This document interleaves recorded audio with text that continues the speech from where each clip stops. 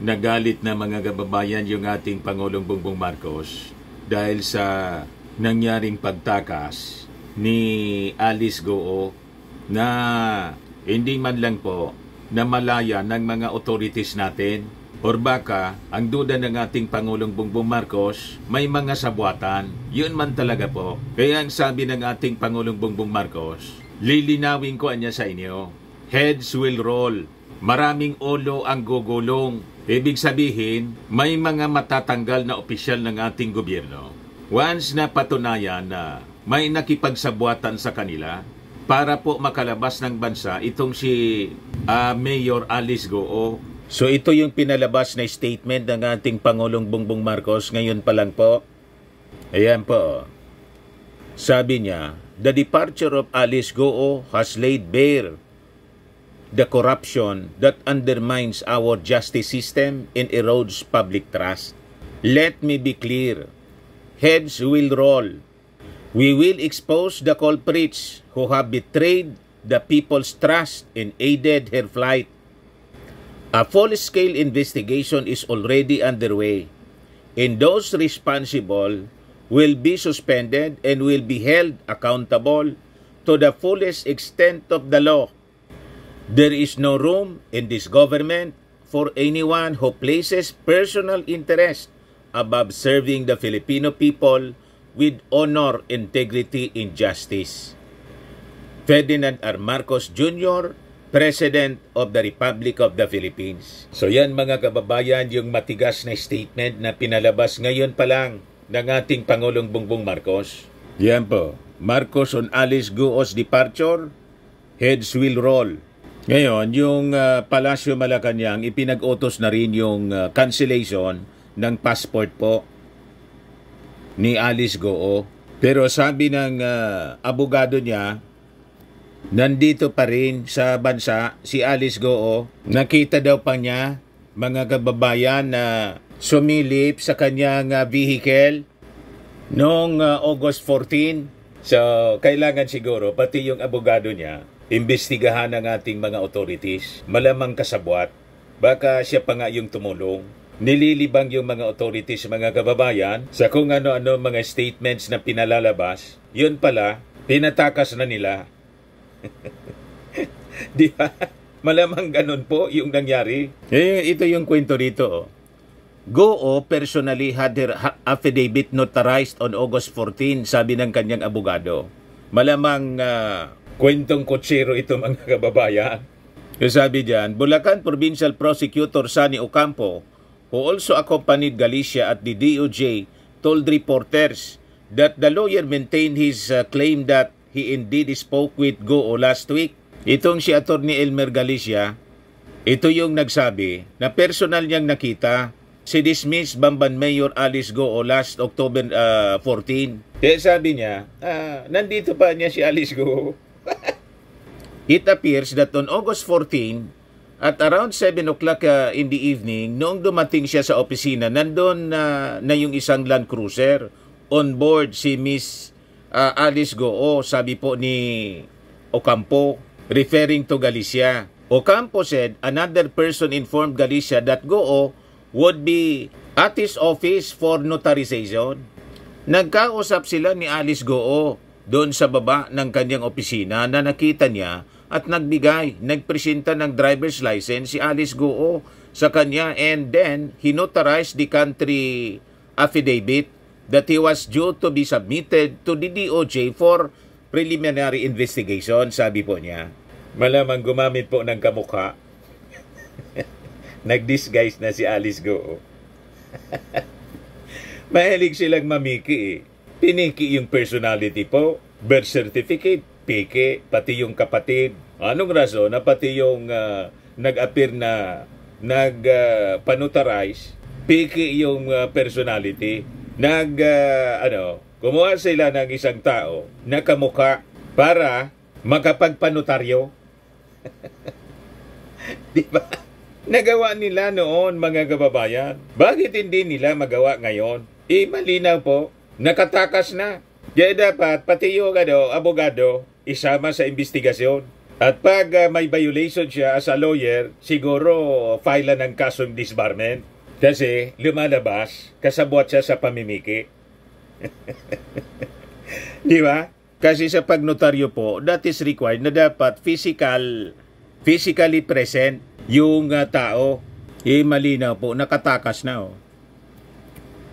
Ginamit yung kanyang passport, Philippine passport. Nakalabas na ng bansa gamit yung Philippine passport. Lumanding po sa Malaysia at sabi ngayon nasa Indonesia. Dumaan na Singapore. From Malaysia to Singapore to Indonesia. So, ang daming mga kasabwat kasi may pera po Kaya galit yung ating Pangulong Bongbong Marcos. Ang banta ng ating Pangulong Bongbong Marcos, gugulong niya yung mga ulo. Heads will roll. So anyway, abangan po natin yung mga developments ng balitang yan. Kung sino-sino ba ng mga opisyal, yung mga sangkot po dito nakipagsabuatan, siguradong may involved na pera rito. Kaya nakatakas mga kababayan si Alice Gooo. So kailangan sila talaga na papanagutin, tanggalin po sa kanilang trabaho para hindi na po pamarisan. Kasi masyado seryoso ang kinasangkutan mga kababayan na kaso ni Alice Gooo. Ang daming kaso na kanyang kinakaharap. Human trafficking. Dito tayo mga kababayan sa mas na mainit na kwento. Ano niya yan, Mr. Maravillas? Yung pagtantrums ng isip batang Vice Presidente. Dahil question ni Senator Risa Hontiveros yung kanyang budget at lalo na mga kababayan, yung kanyang libro na ang budget mga kababayan 10 million pesos. Tinatanong si Inday, ano ba niya yung content niya? Biglang umusok si Inday.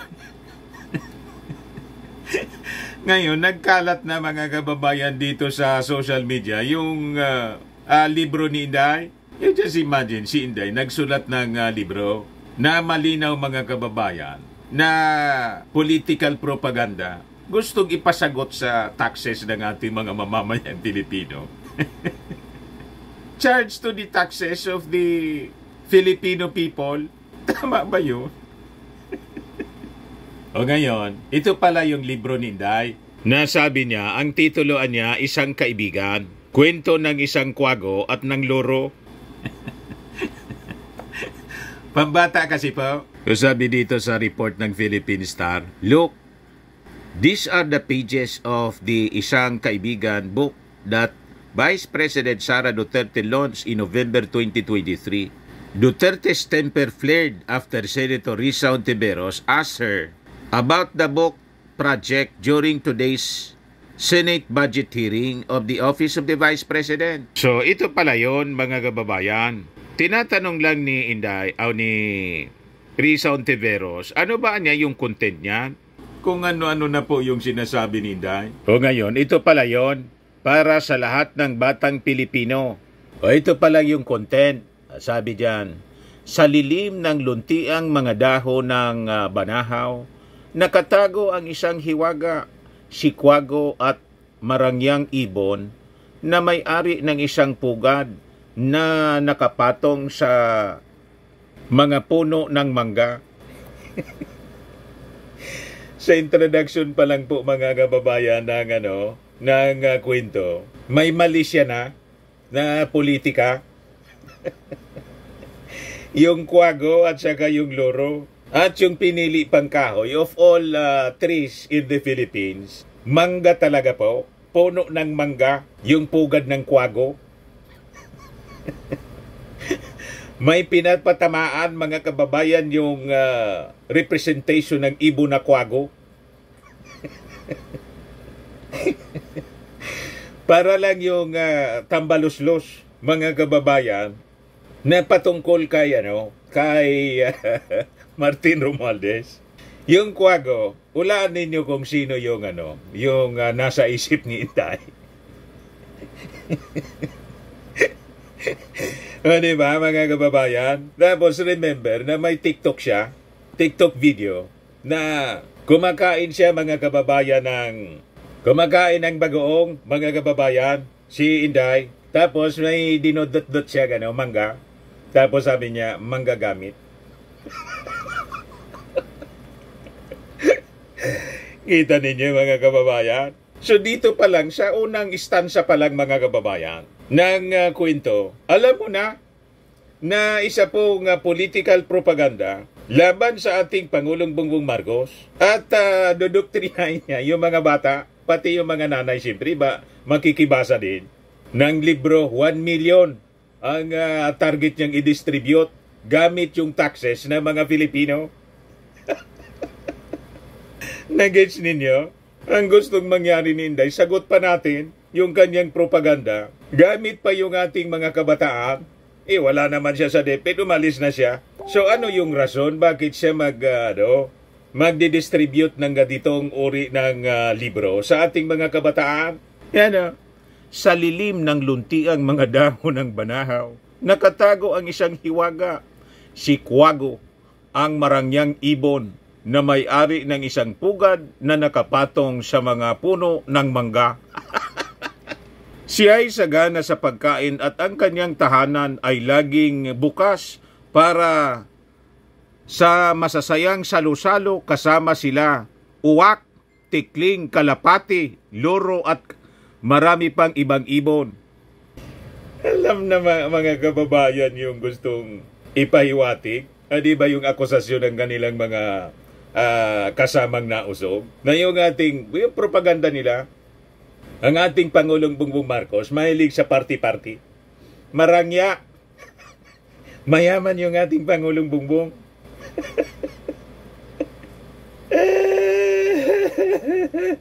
At yung Quago, ang kasama, mga uwak. Para yun dinidescribe ni Super Ate po na yung ating Pangulong Bongbong Marcos na nakapaligid daw, mga demonyo.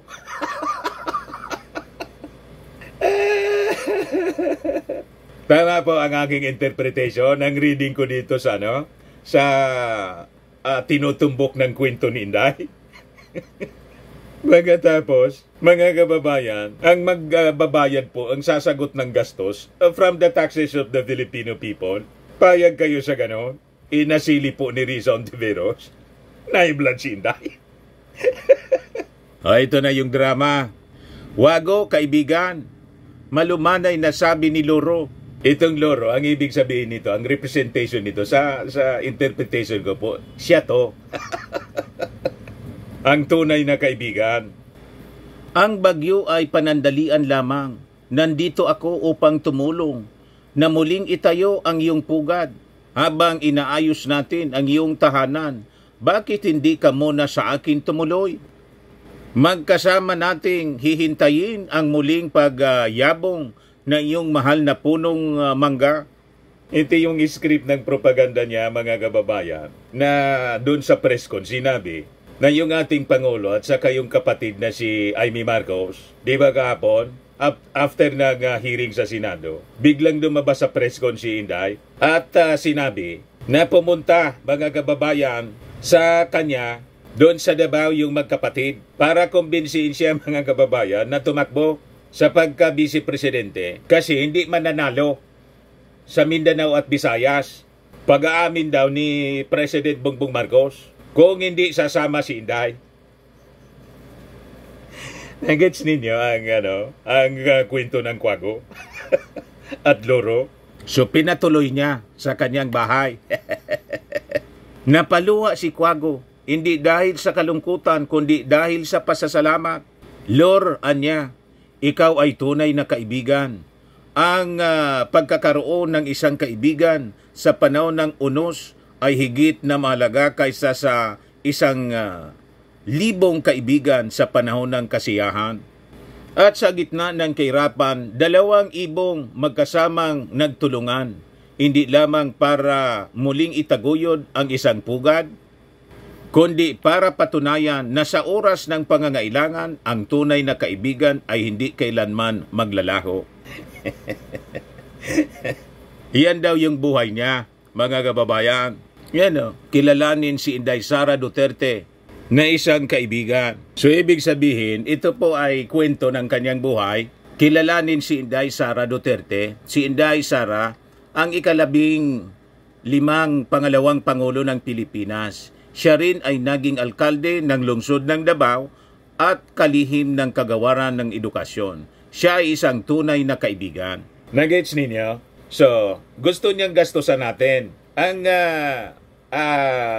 libro, Charge to the Taxes of the Filipino People, para ipakilala niya yung kanyang sarili bilang isang tunay na kaibigan sa ating mga mag-aral, sa mga bata, na sa panahon ng kagipitan, sa panahon ng unos, nandyan siya, ang loro na si Inday, bilang isang tunay na kaibigan. Handang tumulong. Sabi ng mga nakabasa po ng kwento.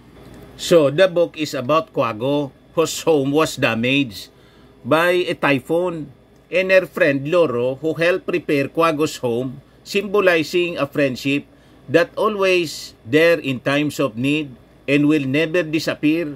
Ironic, considering the author disappeared to another country at the height of Typhoon Karina. Baliktad nga po mga kababayan. So, pinoproject niya dito sa kanyang kwento sa libro na siya handang tumulong bilang isang loro, dati agila.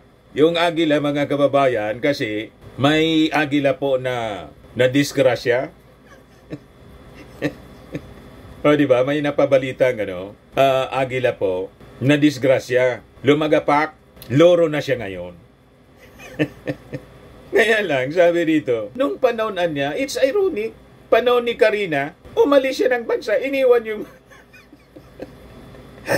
yung ating mga kababayan habang nakalubog sa baha. Oo nga, no? Yes, sabi ng isang Marcos supporter, si Melchor Vergara, ito niya yung tamang libro. 125 million sa loob ng 11 days. Kwento ni Inday Sara Duterte, iyan na niya yung bagay sa kanya. Pagsasalarawan ng kanyang buhay. Oo nga, no? True to life. Mas magkatotohanan na kwento ng loro at Quago.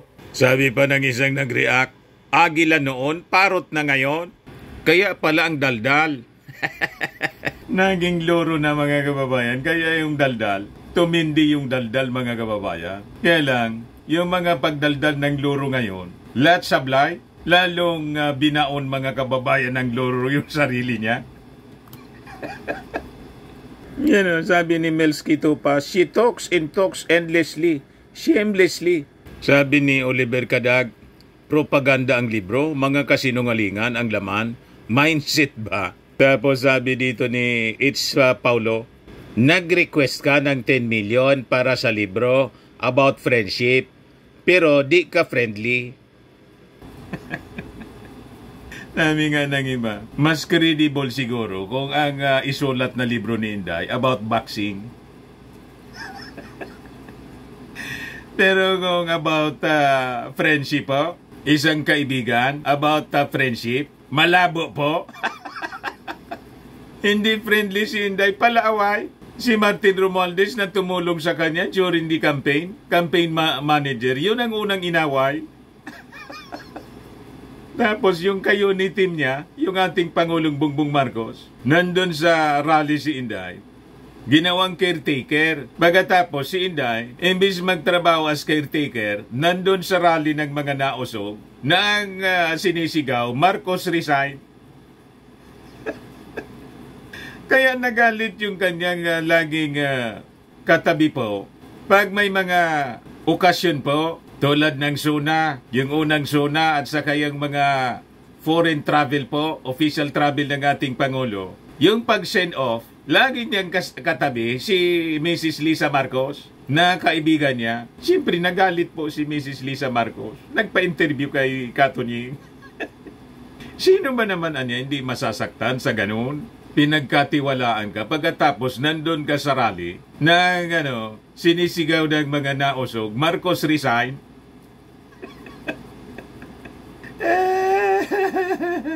Lahat kabaliktaran po yung pinagagawa ni Inday. Pati dito sa libro, baliktad po yung sinasabi. Tapos gagamitin pa yung ating mga kabataan para sa kanya pong propaganda sa politika. Inamin niya mismo, Yan o, galing mismo sa bibig niya. This is an example of politicizing the budget hearing through the questions of a senator. Ang problema kasi, nakalagay yung pangalan ko doon sa libro. At yung libro na yan, ibibigay namin doon sa mga bata. At yung mga bata na yan, may mga magulang na boboto. At yung pangalan ko ay nagkalat doon kung saan man ibibigay yung libro. Siya na yung umamin na yung mga bata niya nabibigyan, may mga magulang na boboto. At yung pangalan niya nagkalat doon sa libro. O di inamin mo na talagang may politika, yun ang target mo mismo, mula mismo sa iyong mga bibig. Ngayon, sagot ni Risa Ontiveros, hindi ko niya maintindihan yung ugali ng ating resource person. It is a simple question, paulit-ulit na.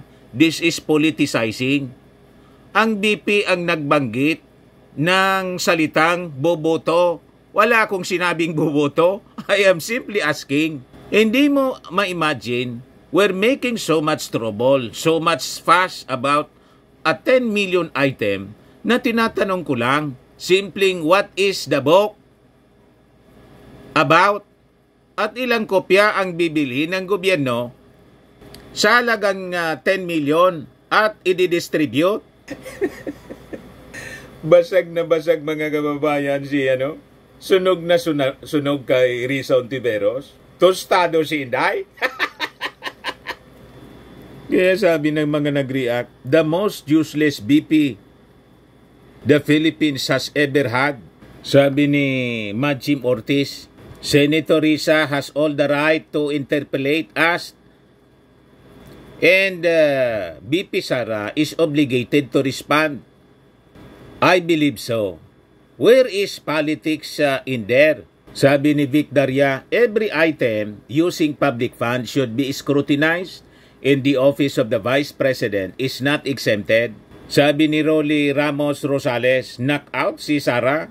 Good job, Senator Risa. Sabi ni Kirtap-led Villar, very defensive, very dramatic.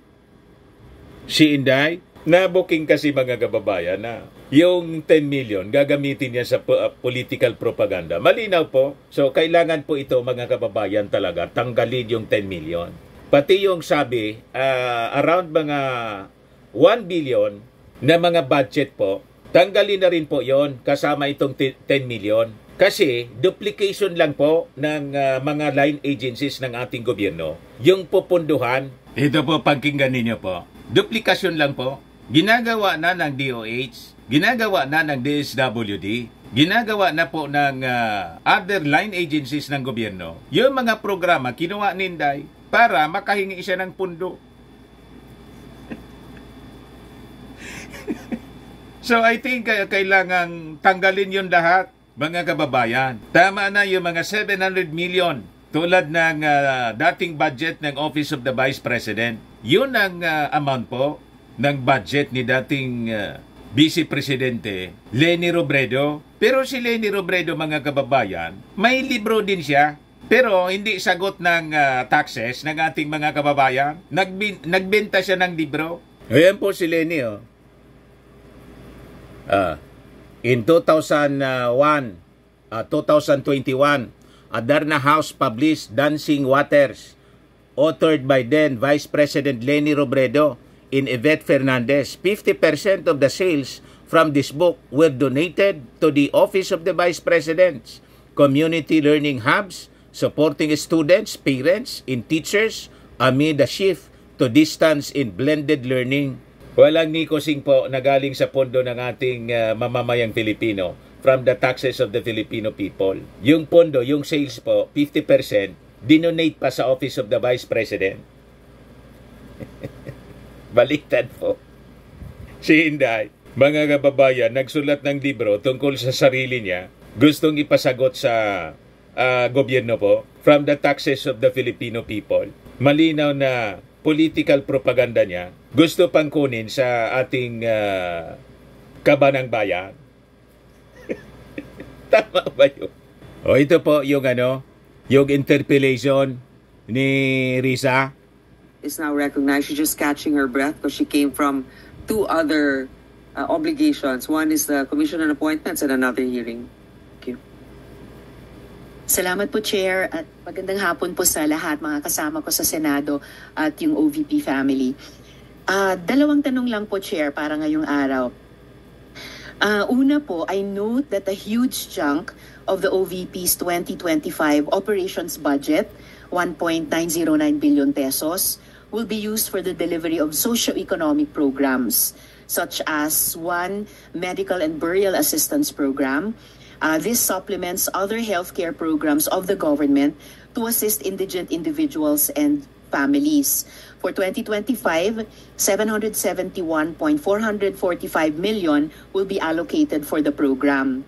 Sa loob niyan, 600 million pesos for medical assistance and 171.445 million for burial assistance, which are, Madam Chair, very similar to the medical assistance to indigent or financially incapacitated patients program o MAIF-IP of the DOH. So, duplication lang po siya. Dapat siya, mga kababayan, tanggalin na 700 million. Alisin na dapat yon. Parehas lang ng sa DSWD at saka DOH. Bakit kailangan gawin yun ng Office of the Vice President? Tama po? Alam na ninyo kung bakit gusto niya siya yung humawak ng kwarta.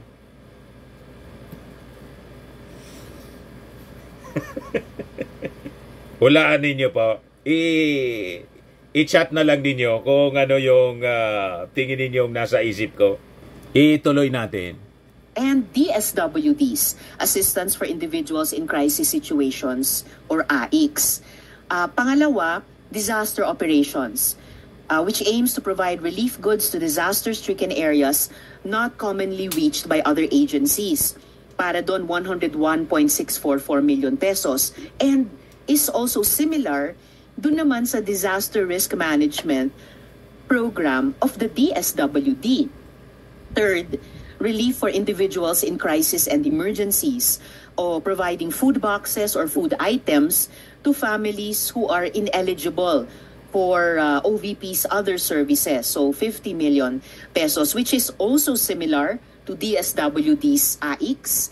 And last, Magnegosyo Taday, livelihood assistance for those with entrepreneurial skills, 150 million pesos, which is also similar to DOLE's naman, Integrated Livelihood Program o DLIP. Nangahoy si Inday ng mga programa existing na sa ibang mga departamento.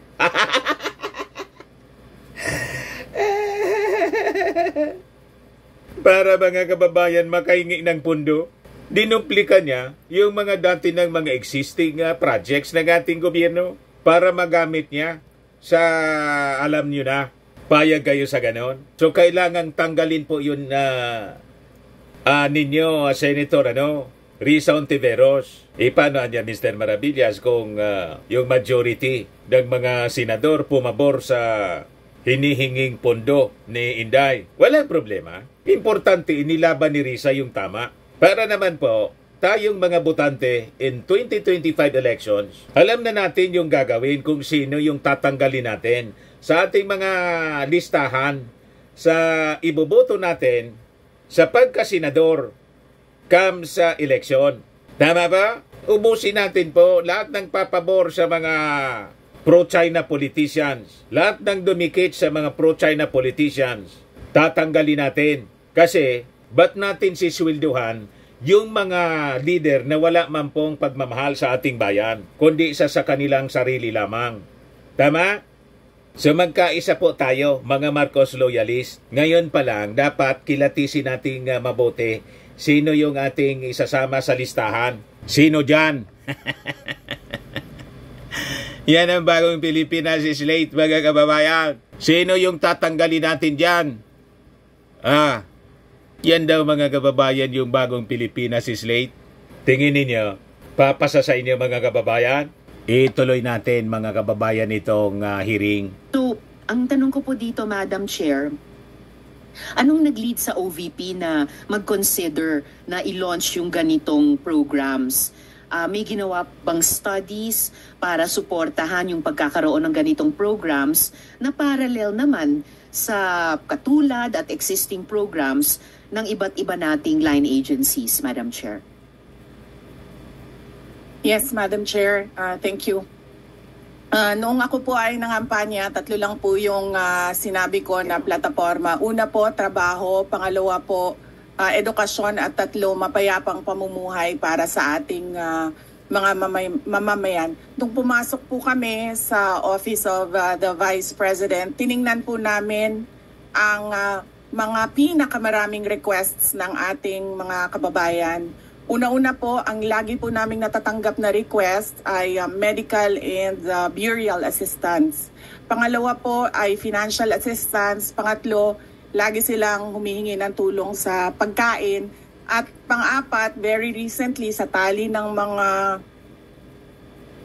requests, no?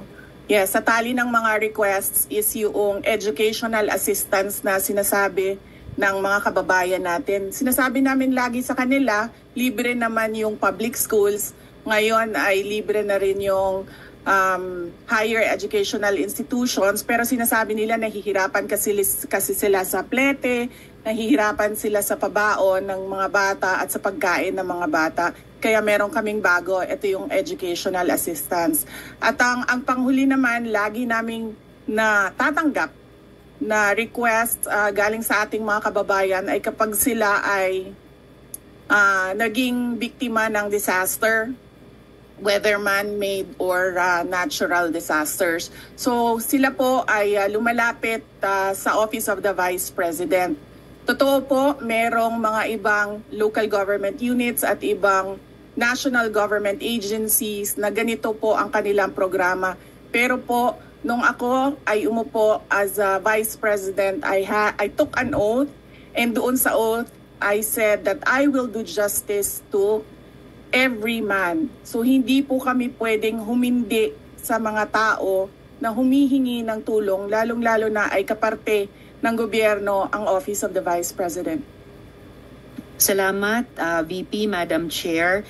Sabi nga ng VP, Madam Chair, libre na yung public school, libre na rin yung higher education, bagamat ni-note nila na sinasabi ng mga nagre-request na nahihirapan pa rin sila sa ilang mga programs na nakalodge sa ilalim ng libreng edukasyon na iyan. Kaya nga kinonsider nilang mag-launch ng ganitong mga katulad na programs. Iko-consider ba ng VP na i-lodge na lang yung mga budgets nitong mga programa doon na lang sa mga line agencies natin, tapos mag-request na lang ang OVP ng allocation para in sync sa priorities ng executive department sa halip na magkaroon pa ng hiwalay pero magkatulad naman na programa, Madam Chair? Tama.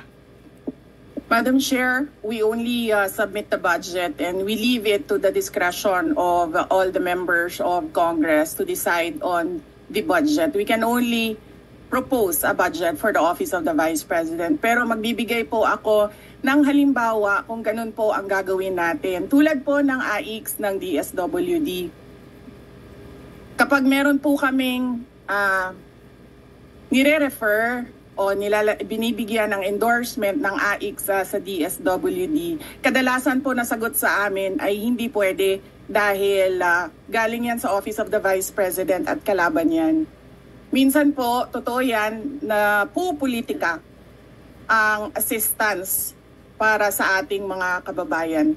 Kaya So, binasa ko yung mga balita ngayon. Wala pang reaksyon si Secretary Rex Gatchalian kung totoo yung sinasabi ni Inday na pinupolitika sila. So, kailangan Secretary Gatchalian mag-react po kayo. Pinopolitika daw ninyo yung yung pagbibigay ng assistance. Pagaling yung request sa Office of the Vice President, hindi ninyo pinagbibigyan kasi kalaban sa politika. Ginawa ninyo yon? Paliwanag kayo po, Secretary Gatchalian. So, yun ang ating punto, mga kababayan. Ang napakalaking budget ni Inday, 700 million pesos. I think kailangang tanggalin na yon kasi duplication lang po. Kasama na yung 10 million sa libro. Kasi malinaw na pamumulitika po. Bakit charge sa ating taxes yung kanyang pamumulitika? Tama po? O ngayon, sabi natin, after ng Senate hearing, nagpa-interview si Inday at ngayon nagpapakalat siya ng balita, mga kababayan, na may impeachment efforts daw laban sa kanya. Yan Sara says, efforts to impeach her underway. Dapat man talagang i-impeach siya, pati yung pamumulitika niya, charge sa gobyerno. Yung libro. Pero sabi po ng Congress, wala man anyang ganon. Yan Erwin Tulfo denies House plan to impeach Sara Duterte. House leaders reiterate no plan to impeach BP Duterte. Sabi po ni Erwin Tulfo, I can categorically say niya, it was repeated to me by the speaker this afternoon. There is none. Yung kamaraan niya, walang balak na impeach si BP Sara. The meeting last night of the House leaders is all about the lineup of the administration's bet for the 2025 senatorial elections niya. So wala po talaga. Duterte claimed that members of the House of Representatives are discussing the plan to remove her from office. Kasi meron pa naman kaming mga kaibigan sa loob Hindi lang nagsasalita dahil takot daw sila. Sinasabi nila, it's openly discussed yung impeachment. Sabi mga kababayan Inday sa kanyang interview, sabi ko nga mga kababayan, kung may impeachment kay Inday, malamang galing sa minority. Di ba? At kung halimbawa may impeachment na i-file, deserve. Tama?